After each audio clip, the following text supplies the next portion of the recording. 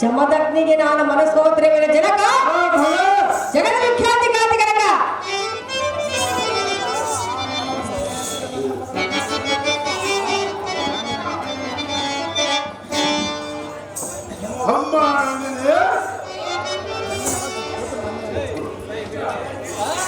ನಿನ್ನ ಬುದ್ಧಿಗೆ ಮಂಕು ಕವಿಯಂತೆ ಹೇಗೆ ಹತ್ತವಾಗಲಿಲ್ಲ ಎಲ್ಲಿಗೆ ಮತ್ತೆ ಹಿಡಿದಂತೆ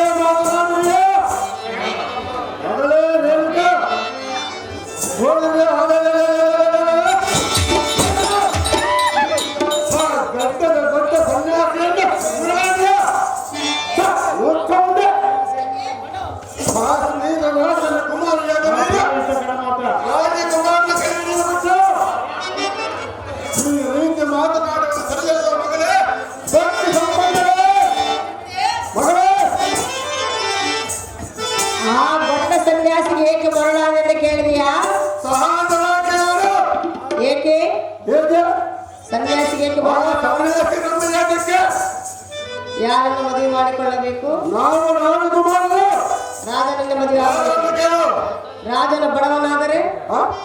ರಾಜನು ಬಡವನಾದರೆ ಬಡವರು ಎಲ್ಲರೂ ಹಾಡಬಹುದು ನಾವು ರಾಜ ತಂದೆ ಮಗಳೇ ಅಪ್ಪಯ್ಯ ಅಮ್ಮಯ್ಯ ಸನ್ಯಾಸಿ ಆದ್ರೆ ಅವರು ಮನುಷ್ಯರಲ್ಲವೇನು ಛ, ಉಚ್ಚಮ್ಮ ಅವನು ಸನ್ಯಾಸಿಯ ಮನುಷ್ಯರಲ್ಲವೇ ಮನಸ್ಸಿರಲ್ಲ ಆ ಕಟ್ಟದ ಸನ್ಯಾಸಿಯ ತಂದೆ ಮಗಳೇ ಅಪ್ಪಯ್ಯ ಅಮ್ಮಯ್ಯ ಜನಕ ಅಮ್ಮಯ್ಯ ಜಮದಗ್ನಿಗೆ ನನ್ನ ಕೊಟ್ಟು ಲಗ್ನ ಮಾಡು ಸಾಧ್ಯವಿಲ್ಲ ನನ್ನ ನಿರ್ಧಾರ ಬದಲಾಗುವುದಿಲ್ಲ ನನಗೆ ಸಾಧ್ಯವಿಲ್ಲ ಮಾವ ಮಗಳೇ ರೇಣುಕ ಏಕೆ ನನಗೆ ಇಷ್ಟವಿಲ್ಲ ಅಪ್ಪಯ್ಯ ಅಮ್ಮಯ್ಯ ಜನಕ ಪುತ್ರೆ ಹೋಗೋದೊಮ್ಮೆ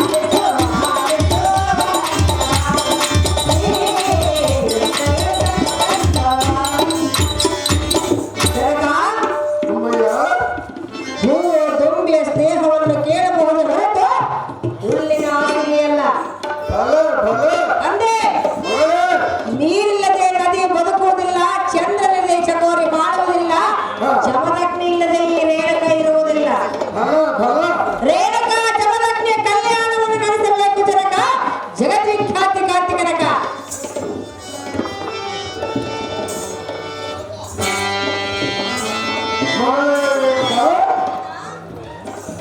ರಣರಂಗದಲ್ಲಿ ಸೂಕರೊಡನೆ ಕಾದಾಡುವ ಶೌರ್ಯ ಧೈರ್ಯ ಸಾಹಸಿರುವ ರಾಜಕುಮಾರನು ಬಿಟ್ಟ ಮಗಳೇ ರೇಣುಕ ಅಂದೆ ಕೋಲ ಹಾಳಾಗಲವೇ?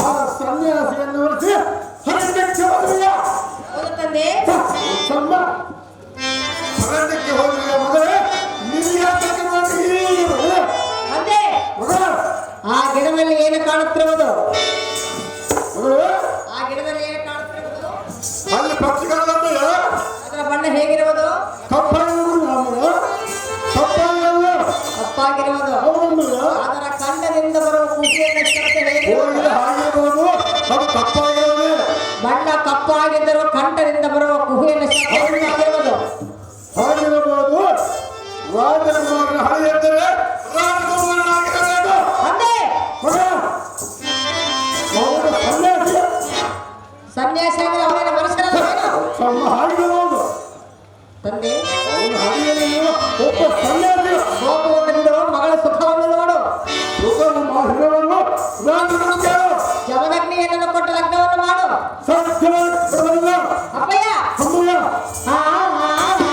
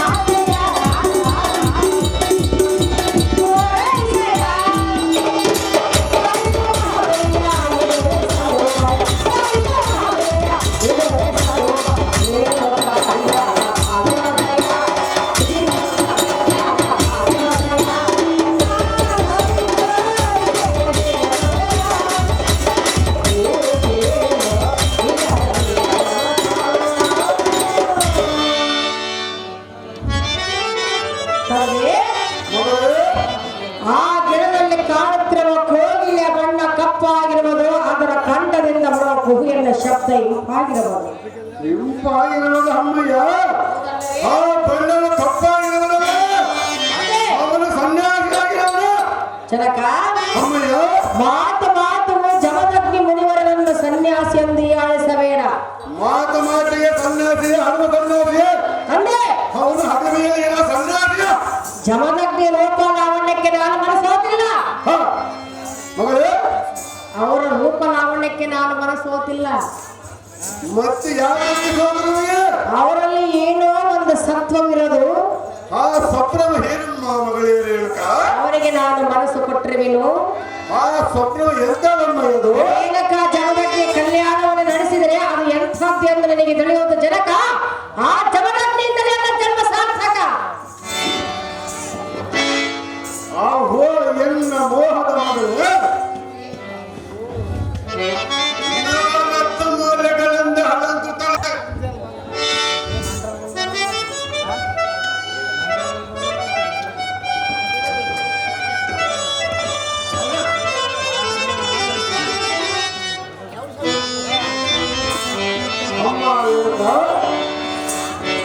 ನವರತ್ನ ಮೌಲ್ಯಗಳಿಂದ ಅಲಂಕೃತಳಾಗಿ ಚಿನ್ನದ ಹಂಚಿನ ಸೀರೆಯನ್ನು ಉಟ್ಟು ಮೂರ್ತ ಮಾಣಿಕ್ಯದ ಕೊಪ್ಪಸವನ್ನು ತೊಟ್ಟು ಗಜಲಕ್ಷ್ಮಿಯಂತೆ ಪರಿಶೋಧಿಸಬಹುದು. ಜನಕ ನೀನು ನಿರಾಭರಣ ಸುಂದರಿಗಾಗುವುದು ಎಲ್ಲಿಗೆ ಸರತುರದ ಕುಮಾರಿ ನೋಡಬೇಡ. ಅಪ್ಪಯ್ಯ, ಸಿರಿ ಸಂಪತ್ತನ್ನು ಅಳೆಯುತ್ತಿರುವಿಯಾ? ಹೌದು ಮಗಳೇ. ಸಿರಿ ಸಂಪತ್ತು ಯಾರಲ್ಲಿ ಶಾಶ್ವತವಾಗಿರುವುದಿಲ್ಲ. ಹೌದು ಮಗಳೇ, ಇಲ್ಲಂದ್ರೆ ಅಂದ್ರೆ ಬಡ ಸನ್ಯಾಸಿ ಎಂದು ನೀನು ಈ ರೀತಿ ಮಾತನಾಡುವುದು ನ್ಯಾಯವೇ? ಈ ರೀತಿ ಅವನು ಕೇಳುವುದು ಯಾಕೆ ತಂದೆ? ಮಗಳೇ, ರಾಜರಾಗಿ ರಾಜನಲ್ಲೇ ಕೈ ಹಿಡಿಯಬೇಕೆ? ಅಮ್ಮಯ್ಯ, ಸನ್ಯಾಸಿಯನ್ನು ಕೈ ಹಿಡಿಯಬಾರದೆ? ರೇಣುಕ ರಾಜನ ಹಲ್ಲೆಂದರೆ ತಾಯಿಯ ಗರ್ಭದಿಂದ ಬರುವಾಗ ನಾವು ಏನು ತಂದೆವ? ಸಾಯುವ ದಿನ ನಾವು ಏನು ಹೊತ್ತುಕೊಂಡು ಹೋದೆವ? ಅಮ್ಮಯ್ಯ, ತಂದೆ, ಇಂಥ ನೀನು ವಾಕ್ಯನು ಎಲ್ಲ ಹೇಳಬೇಡಮ್ಮ. ಏಕೆ ಹೇಳಬಾರದು? ನೀನು ಹಾಡುವ ಮಾತನ್ನು ಹತ್ತಿ ಹೇಳಲು. ಆದರೆ ಆ ಜಮದಗ್ನಿ ಮುನಿವರನ್ನು ನೀನು ಈ ರೀತಿ ಹೀಯಾಳಿಸುತ್ತಿರುವೆಯಲ್ಲ. ಆ ಜಮದಗ್ನಿಯನ್ನು ಬಿಟ್ಟು ಬೇರೆ ರಾಜರನ್ನು ಯಾರನ್ನು ಕೇಳು, ಸಾಧ್ಯವಾಗದ ಮಾಡಲು. ಮತ್ತೆ ಮಗಳೇ, ನನ್ನ ಮನಸ್ಸು ಆ ಜಮದಗ್ನಿ ಕೊಟ್ಟಿರುವನಲ್ಲ. ಎಣ್ಣೆಯ ಮುಗಿಲು ಜಮದಗ್ನಿಯಾಳೆ. ಮಗಳೇ, ಮಗಳ ಸುಖ ಸಂತೋಷವನ್ನು ನೋಡಬೇಕೆಂಬುದು ತಂದೆಯಾದ ನನ್ನ ಕರ್ತವ್ಯ. ಜನಕ, ಕಾಶ್ಮೀರ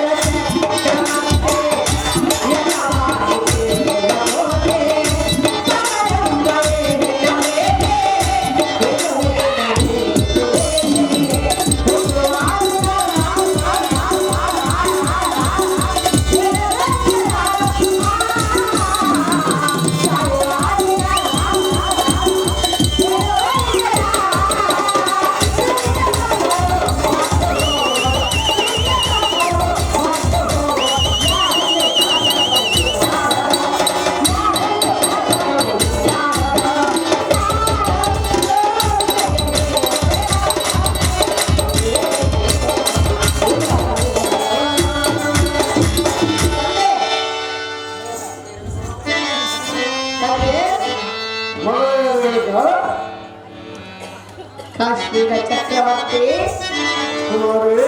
ಇದೇನು ನಿನ್ನ ರೀತಿ? ಅದು ಏನಮ್ಮ ಮಗಳೇ, ಅದು ಏನಮ್ಮ ಮಗಳೆಂಬ ನಿನ್ನ ಪ್ರೀತಿ, ಇದು ಏನು ನಿನ್ನ ರೀತಿ ನೀತಿ? ಮಗಳೇ, ಇದು ಹೆಚ್ಚಾಗಿರೋದಮ್ಮಯ್ಯ. ಮಗಳೇ, ತಾಯಿಯ ಗರ್ಭದಿಂದ ನಾವು ಹೊರ ಬರುವಾಗ ಏನು ತಂದೆವ? ಸಾಯುವ ದಿನ ನಾವು ಏನು ಹೊತ್ತುಕೊಂಡು ಹೋದೆವು? ಆ ದೇವರ ಸೃಷ್ಟಿಯ ಮಾಡಿದ ಹೌದಲ್ಲವೇ? ಹೌದು ಮಗಳೇ. ಅದರಂತೆ ಇದೊಂದು ದೇವರ ಸೃಷ್ಟಿ ಎಂದು ತಿಳಿದುಕೊಂಡು ಸೃಷ್ಟಿ ಆದರೂ ಚಿಂತೆ ಇಲ್ಲ. ಅವನು ಸನ್ಯಾಸಿ ತೆಗೆದುಕೊಳ್ಳುವ ಅಮ್ಮಯ್ಯ ತಿಳಿದು ತಿಳಿದು ಮಗಳನ್ನು ಹಾಗೆ ಹಾಕಿದ್ರೆ ಈ ದಿನ ತಪ್ಪು ಮಾಡಲು. ಸಿರಿ ಸಂಪತ್ತು ಎನ್ನುವುದು ಮಧ್ಯದಲ್ಲಿ ಹೋಗುವುದು. ಅದು ಇರಬಹುದು, ಹೊರಬಹುದು. ನಾನು ಮುಂದೆ ಹಾಡುವುದು ನಮಗೇನು ಬೇಕು? ಯಾರಲ್ಲಿ ಶಾಶ್ವತವಾಗಿರುವುದಿಲ್ಲ. ಯಾರು ಇಲ್ಲ, ಜಮದಗ್ನಿ ಹೆಣ್ಣು ಮಕ್ಕಳು ಎಷ್ಟು ಮಾತ್ರಕ್ಕೆ ಹಾಗೆ ಅಪ್ಪಯ್ಯ ಅಮ್ಮಯ್ಯ ಅವರ ಸತಿಯಾಗಿ ಅವರ ಆಶ್ರಮಕ್ಕೆ ಹೋಗಬೇಕೆಂದು ನನ್ನ ನಿರ್ಧಾರ ಎಂದಿಗೂ ಬದಲಾಗುವುದಿಲ್ಲ ಜನಕ. ಆ ಜಮದಗ್ನಿ ಇಲ್ಲ ಪ್ರಾಣನಾಯಕ.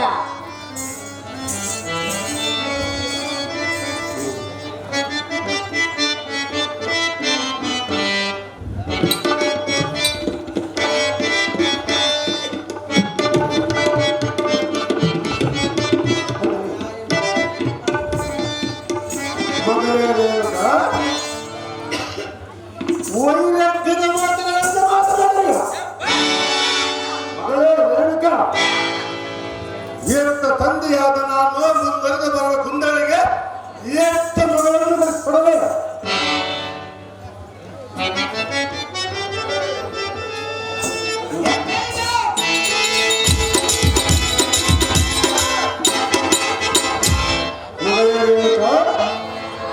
ವೈರಾಗ್ಯದ ಮಾತುಗಳನ್ನು ಮಾತನಾಡಿದೆಯಾ? ಆಡುತ್ತಿರುವೆಯಲ್ಲ ಹೋಲಿದ್ರೆ ಆ ಸನ್ಯಾಸಿಗೆ ಅಷ್ಟು ವರ್ಗದ ಹರಮನೆಯಲ್ಲಿ ಹಮರವಾಗಿ ಹಣಬಸೋದು ನಮ್ಮಂತವರಿಗೆ ಅಲ್ಲ.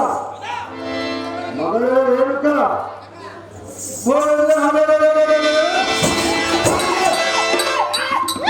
ಇಷ್ಟೊಂದು ಕಠೋರವಾಗಿ ಮಾತನಾಡಿದೆಯಾ? ರಾಜ ಮರ್ಯಾದೆಯ ಸುಂದರವಿದ್ದು ರೇಣುಕ, ನಿನ್ನ ತಂದೆಯ ಮುಖಕ್ಕೆ ಮಸಿಯಿಂದ ಬೂದಂತಾದ ಪುತ್ರಿ ಸೋಮರಾತ್ರಿ.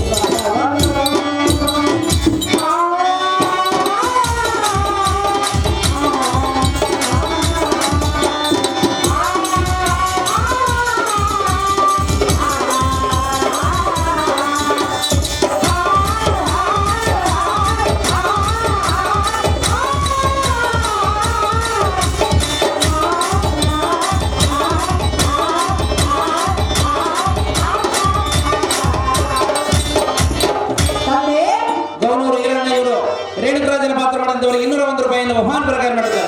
ಮಗಳೇ ರೇಣುಕ, ಅಪ್ಪಯ್ಯ ಅಮ್ಮಯ್ಯ, ನಿನ್ನ ಸಿರಿ ಸಂಪತ್ತು ನನಗೆ ಮುಂದೆ ಬೇಕಾಗಿಲ್ಲ. ನನ್ನ ಸಿರಿ ಸಂಪತ್ತು ಕೊಡಲು ಆ ಸನ್ಯಾಸವು ಎಂದಿಗೆ ಬೇಕಾಗಿಲ್ಲ. ಅಂದೆ ಮಗಳೇ, ನನಗೆ ಬೇಕಾಗಿರುವುದಲ್ಲ. ನಿಮ್ಮ ತಂದೆಯು ಬೇಡವಂತ ಎಷ್ಟು ತತ್ವಗಳನ್ನು ಸುಲಭವಾದವರಿಗೆ ಅರ್ಥವಾಗಲಿಲ್ಲ. ಮಗಳೇ ರೇಣುಕ, ಅಂದೆ ಮಗಳೇ, ಮಗಳಂತೆ ನಡೆದುಕೊಳ್ಳುವುದು ತಂದೆಯಾದ ನಿನ್ನ ಕರ್ತವ್ಯ. ತಂದೆಯ ಮಾತು ಧಿಕ್ಕರಿಸಲು ಅಂತ ಹೇಳಿ ಈ ರೀತಿ ಮಾತಾಡೋದು ನ್ಯಾಯವಲ್ಲಮ್ಮ. ಮಗಳೇ ರೇಣುಕ, ಅಂದೆ ಮಗಳೇ, ಅಂದು ನಿನ್ನ ಅಪ್ಪಣೆಯನ್ನು ಪಡೆದುಕೊಂಡು ಮಲಪ್ರಭುವಿನ ಸ್ಥಾನಕ್ಕೆ ಹೋದಾಗ ಏನು ಆ ಯೋಗಿಯ ಕೈ ನನ್ನ ಮೈಗೆ ತಾಕಿದ ಕ್ಷಣವೇ ಅಂದೇ ನನ್ನ ಜೀವನ ಪಾವನವಾಯಿತು. ಬಲ ಬಲ ಬಲ. ಅಂದೇ ಅವರೇ ನನ್ನ ಪತಿಯಂತ ನಿರ್ಧಾರವನ್ನು ಮಾಡಿಕೊಂಡೆನು. ನೀನು ಒಪ್ಪಿದರೆಷ್ಟು ಬಿಟ್ಟರೆಷ್ಟು ಜಮದಗ್ನಿಯನ್ನು ಕೈ ಹಿಡಿವೆನೋ ಅವರ ಸತಿಯಾಗಿ ಅವರ ಆಶ್ರಮಕ್ಕೆ ಹೋಗುವೆನು. ನನ್ನ ನಿರ್ಧಾರ ಬದಲಾಗುವ ಜನಕ. ಆ ಜಮದಗ್ನಿಯಿಂದಲೇ ಎನ್ನ ಜನ್ಮ ಸಾರ್ಥಕ.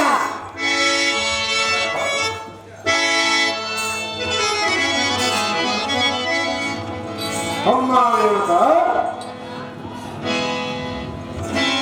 ಆದಿಶೇಷನ ಪಣಿಯ ಚಿನ್ನದಲ್ಲಿದ್ದರೆ ಅದಕ್ಕೆ ಶೃಂಗಾರ, ಕೆಬ್ಬಣದ ಕಡಗದಲ್ಲಿದ್ದರೆ ಅದಕ್ಕೆ ನೆರವೇರಿಲ್ಲ.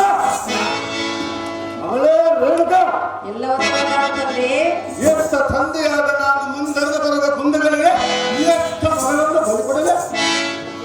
ಅವಳೇ ರೇಣುಕ, ಈಗ ನಿನ್ನ ನಿರ್ಧಾರವನ್ನು ಬದಲಿಸಿಕೋ. ಇಲ್ಲವಾದರೆ ಇಲ್ಲವಾದರೆ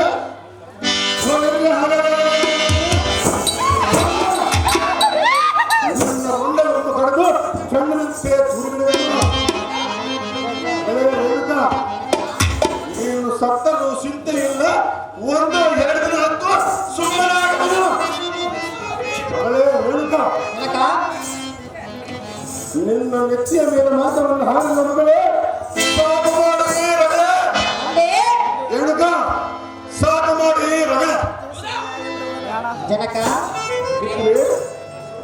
ರತ್ನವನ್ನು ತಿಪ್ಪೆಯಲ್ಲೆಸೆದವರು ಒಂದೇ, ಅದನ್ನು ತೆಗೆದುಕೊಂಡು ಬಂದು ಮಸಿಬಟ್ಟಿಯಲ್ಲಿ ಮುಚ್ಚಿಟ್ಟರು ಒಂದೇ.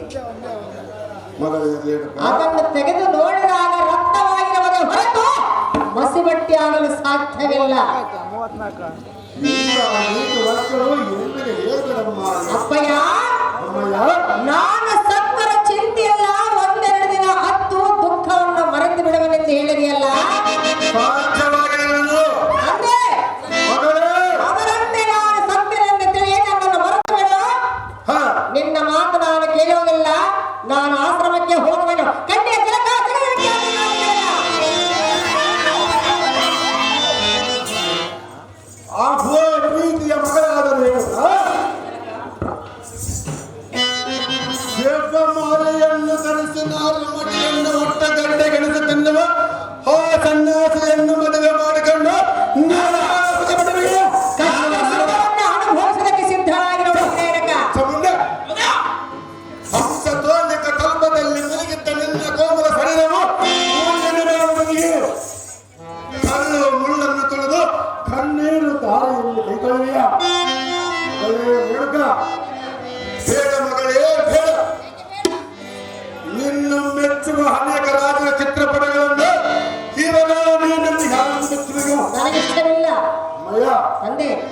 ಅವರಿಗೆ ಕೊಟ್ಟು ಮಹಾ ಸಂಭ್ರಮದಿಂದ ಲಕ್ಷವನ್ನು ಮಾಡುವರು.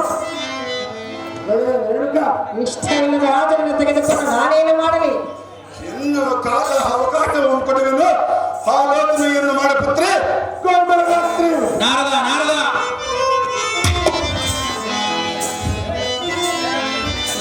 ನಾರದ ಬರಪ್ಪ ಈ ಕಡೆ ಬಾಪ ನಾರದ ರಾಜರಾಜರು ನಡೆಯಬೇಕು.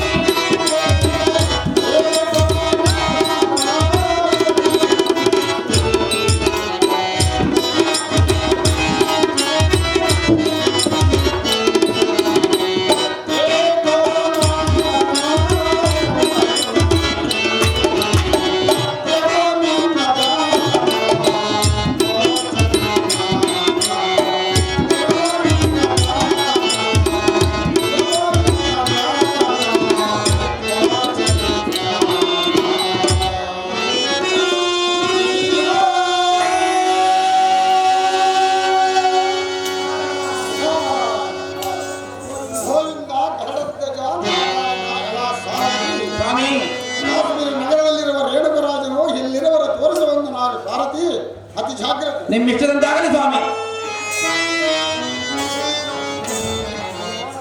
ನಮೋ ನಮೋ ನಾರದರೆ ಆನಂದವಾಯಿತು ನಿಮ್ಮನ್ನು ನೋಡಿದರೆ.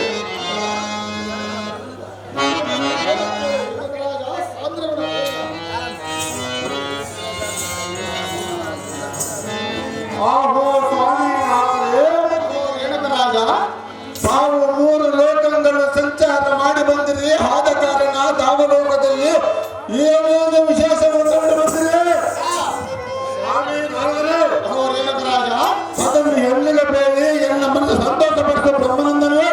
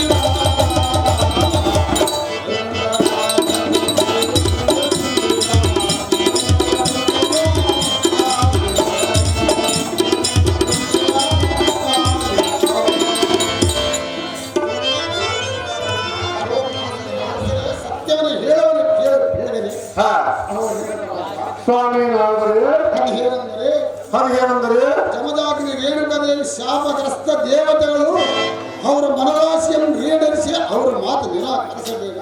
ಫಲ ಅವರಿಬ್ಬರನ್ನ ಮದುವೆ ಮಾಡಿ ನಿಶ್ಚಿಂತೆ ಆಗವರು. ಈ ಜಮದಾಗ್ನಿ ರೇಣುಕಾದೇವಿ ಗರ್ಭದಲ್ಲಿರುವ ನಾರಾಯಣಮ್ಮ ಶಂಭೂತದಲ್ಲಿ ಭಾರ್ಗವರಾಮನು ಜನ್ಮಿಸಿದರು.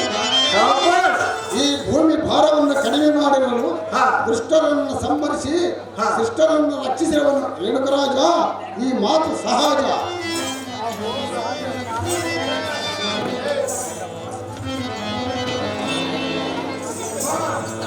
ಆಹೋ ಸ್ವಾಮಿ ನಾರದರೆ ಅಯ್ಯೋ ನಾನಂತ ಅಯ್ಯೋ ನಾನಂತ ಮೊದಲಾದ ರೇಣುಕಾದೇವಿ ಜೀವನ ಚರಿತ್ರೆ ನಿಮ್ಮ ಮುಂದೆ ತಿಳಿದುಕೊಂಡರು. ಏನು ಮತ್ತೆ ಹೌದು ಸ್ವಾಮಿ ನಾರದರು ರೇಣುಕರಾಜ, ನಿಮ್ಮ ಇಷ್ಟದಂತೆ ರೇಣುಕಾ ಜಮದಾಗ್ನಿಯ ಕಲ್ಯಾಣ ಮಹಾ ಸಂಭ್ರಮದಿಂದ ಮಾಡುವೆ. ಮುಂದೆ ಸಂಭ್ರಮ.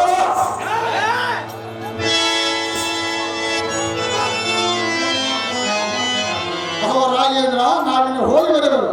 ದಯಮಾಡಿ ಅಪ್ಪಣೆ ಕೊಡು ರೇಣುಕರಾಜ. ಸಾಮ್ಯ